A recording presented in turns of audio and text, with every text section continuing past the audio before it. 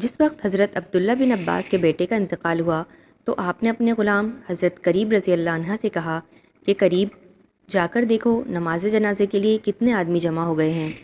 حضرت قریب کہتے ہیں کہ میں یہ دیکھنے کے لیے نکلا تو میں نے دیکھا بہت کافی لوگ جمع ہو چکے ہیں۔ میں نے واپس آ کر حضرت ابن عباس کو بتایا کہ بہت لوگ جمع ہو گئے ہیں۔ آپ نے فرمایا کہ تمہارے خیال میں ان لوگوں کی تعداد 40 ہوگی؟ میں نے عرض کیا کہ ہاں۔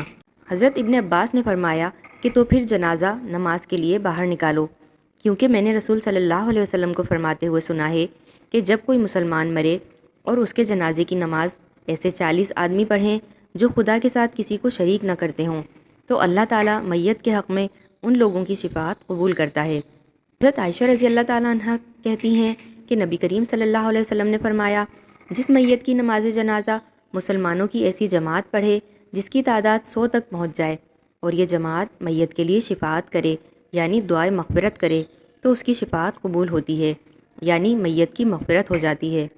حضرت انس رضی اللہ تعالیٰ عنہ فرماتے ہیں کہ صحابہ کرام کا ایک جنازے پر گزر ہوا تو وہ اس مرنے والے کی تعریف کرنے لگے۔ نبی کریم صلی اللہ علیہ وسلم نے صحابہ کی زبان سے میت کی تعریف سن کر فرمایا، واجب ہو گئی۔ اسی طرح صحابہ کا گزر ایک ایسے جنازے پر ہوا جس کی لوگ برائی کرنے لگے تو نبی صلی اللہ علیہ وسلم نے فرمایا کہ واجب ہو گئی۔ حضرت عمر نے پوچھا کہ کیا واجب ہو گئی؟ حضرت صلی اللہ علیہ وسلم نے فرمایا کہ جس شخص کی تم نے تعریف بیان کی اس کے لیے جنت واجب ہو گئی، اور اب جس شخص کی تم برائی بیان کر رہے ہو اس کے لیے دوزخ واجب ہو گئی، اور پھر فرمایا کہ تم زمین پر اللہ تعالیٰ کے گواہ ہو۔ حضرت عمر رضی اللہ تعالیٰ عنہ سے روایت ہے کہ رسول اللہ صلی اللہ علیہ وسلم نے فرمایا کہ جو 4 اشخاص کسی مسلمان کے حق میں گواہی دیں تو اللہ تعالیٰ اس کو جنت میں داخل کرے گا۔ ہم نے کہا اگر 3 شخص گواہی دیں؟ فرمایا اگر 3 بھی گواہی دیں تو بھی۔ ہم نے کہا اگر 2 گواہی دیں؟ فرمایا اور 2 بھی۔ پھر ہم نے ان سے ایک کے متعلق نہیں پوچھا۔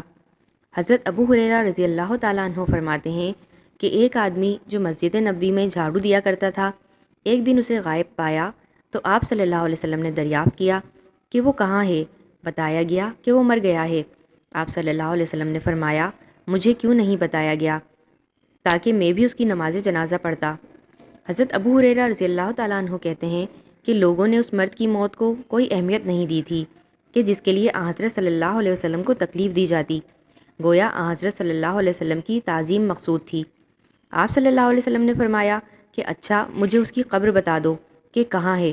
آپ کو جب اس کی قبر بتائی گئی تو آپ وہاں تشریف لے گئے اور اس کی قبر پر نماز پڑھی، اور پھر فرمایا کہ یہ قبریں اپنے مردوں کے لیے تاریکیوں سے بھری ہوئی ہوتی ہیں، ان قبروں پر میرے نماز پڑھنے کی وجہ سے اللہ تعالیٰ انہیں روشن کر دیتا ہے۔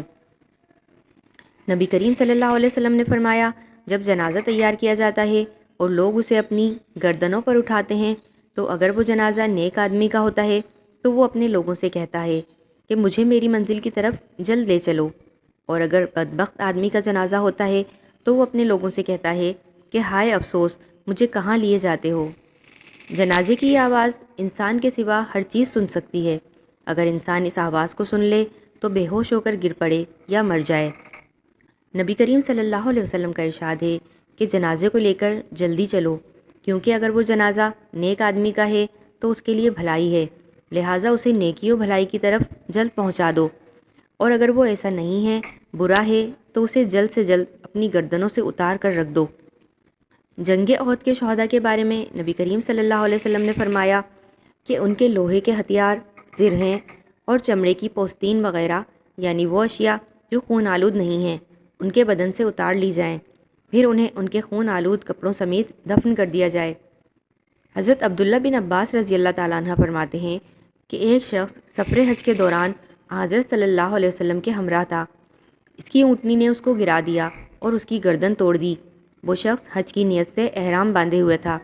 آپ صلی اللہ علیہ وسلم نے فرمایا اسے پانی اور بیری کے پتوں سے نہلاؤ، اسے اس کے انہی دونوں کپڑوں میں کفناؤ، اور نہ اسے خوشبو لگاؤ اور نہ اس کا سر ڈھانکو، کیونکہ یہ قیامت کے دن لبیک کہتا ہوا اٹھایا جائے گا۔